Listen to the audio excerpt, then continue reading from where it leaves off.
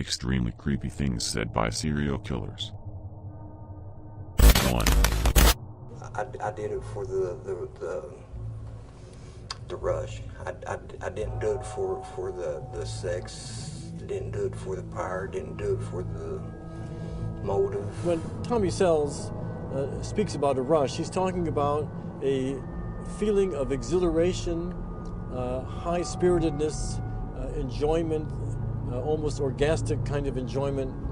It's a sensation, tying that scarf around your neck and just watching your eyes.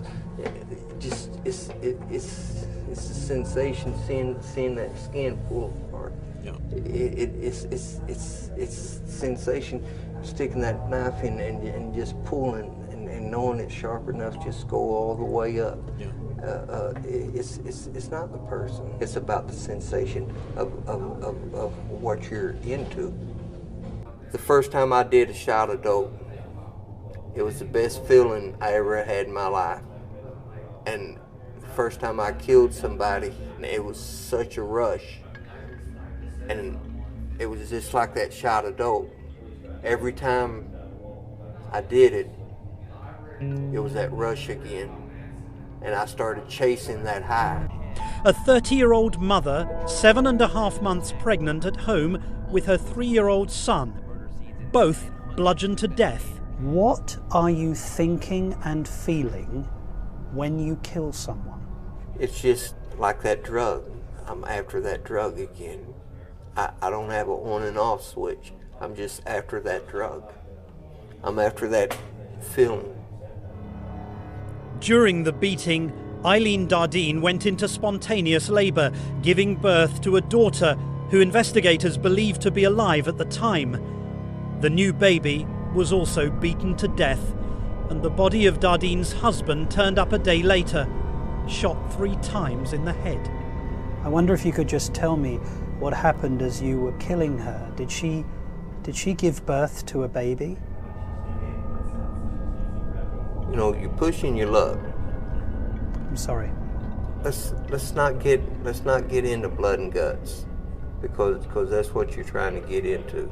Tommy Lynchels, or better known as the Coast to Coast Killer, describes the horrific reasons for his ghastly deeds. In the video, he described the orgasmic feeling he gets while performing such heinous act. He also describes one of his most disgusting act where he kills a 7-month pregnant woman and her toddler. The woman has a spontaneous labor and gives birth during the ordeal. The baby was also killed by him. 2.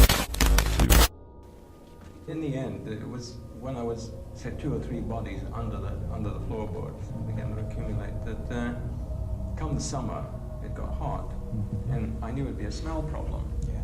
But I thought, well, I'm going to have to deal with the smell problem. And I thought, what would cause the smell more than anything else? And I came to the conclusion it was the innards, the soft parts of the body, the organs and stuff like that.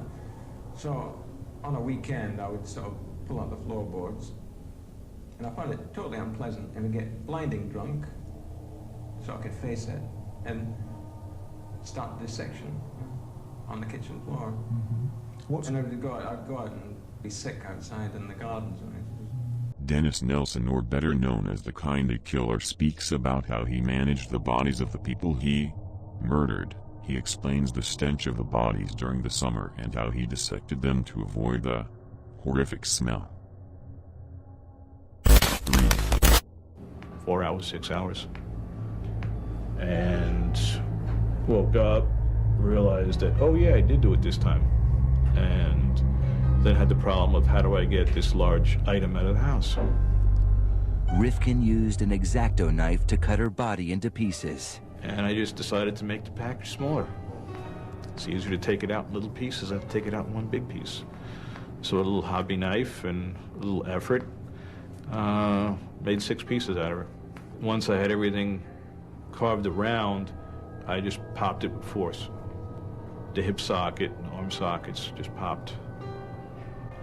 Then, in late June 1993, Rifkin picked up his last victim, Tiffany Bresciani, while driving his mother's Toyota. He strangled her in the back seat and drove home. She's naked. I threw some car mats on her remember passing a tour bus, deciding it's not a good road.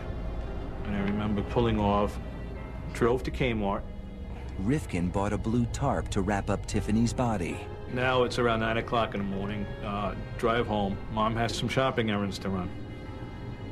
And it's her car. So Mom drives off with basically a very odd-shaped package in her trunk. And Mom never used the trunk that morning. Joel Rifkin, or better known as Joel the Ripper, tells the heinous acts of murder performed by him. He explains how he dismembered his victims with a small knife and just popped the bones from their sockets, dismembering them into pieces for disposal. He also explains in a very creepy way how he left the body of Tiffany Bresciani in the trunk of his mother's car after he used it to kill her. Thank you for watching. Subscribe for more.